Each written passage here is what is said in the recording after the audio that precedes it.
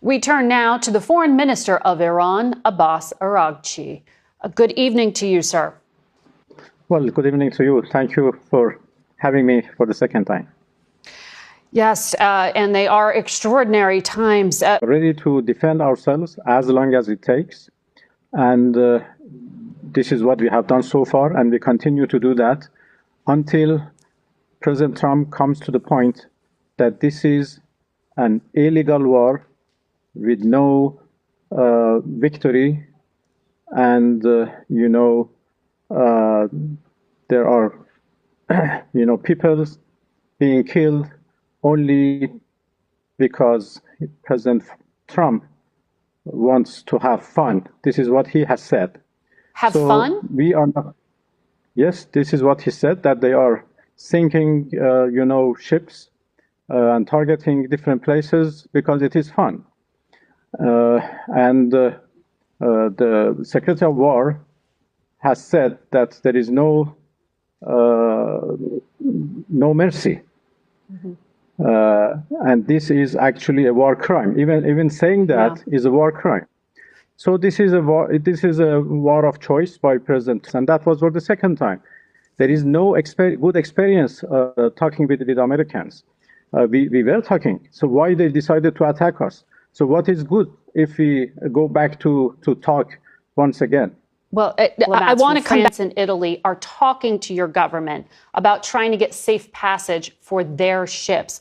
Are you open to restarting oil and gas vessels going through there? Well, we are open to countries who want to talk to us about the safe passage of their vessels. You are negotiating with France and Italy? Well, I cannot mention any country in particular, but we have been approached by a number of countries who want to have a safe passage for their vessels, and this is up to our military to decide. And they have already decided to let a group of vessels belongs to different countries to pass in a safe and secure. So we provide them security to pass because we have not closed this strait. They are not coming themselves because of the insecurity which is there because of the aggression by the U.S. I want to ask you again about the negotiations. Iran has declared it has 440 kilos or so of nuclear material.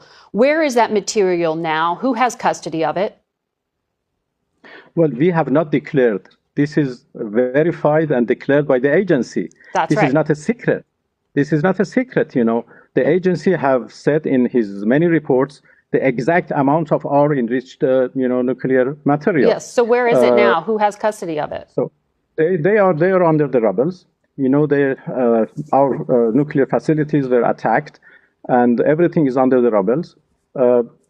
Of course, there is the possibility to retreat them, but under the supervision of the agency. If one day we come to the conclusion to do that, it would be under the supervision of the agency. But for the time being, we have no program, we have no plan to recover them from under the rubbles. Am I understanding you here? Because I know that you said 48 hours before the U.S. strikes happened, you had personally offered to President Trump's negotiators to take that 440 kilo amount of 60% enriched material and to dilute it. You said Iran was ready to give that material away. This was in the deal that was also presented to Vice President Vance by Oman. That we were negotiating with our, American interlocutors. That element dealt with the question of Iran's 60% enriched material. And I offered actually that we are ready to dilute those enriched material or downblend them, as they say, into lower percentage. So that was a big offer, a big concession, in order to prove that Iran has never wanted nuclear weapons and would never want them. Are you willing to give that up now? Well, there is nothing on the table right now.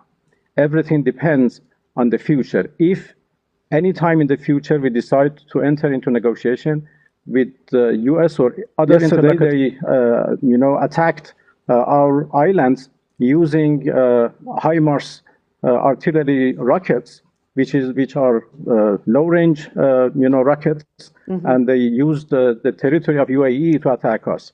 A week ago, 3 F-15 jet fighters were shot down, apparently by a friendly fire in Kuwait, but nobody asked what they were doing in Kuwait.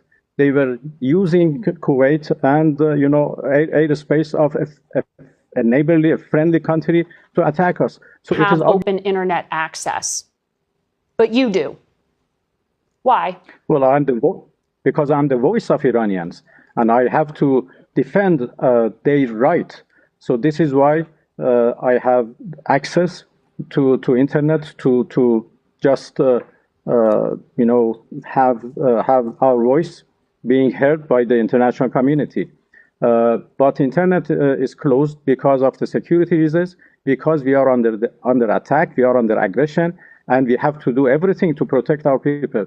In any country, there are, urgent measures taken for the sake of war. Minister, I'm glad the uplink worked to talk to you right now. We thank you for your time this morning.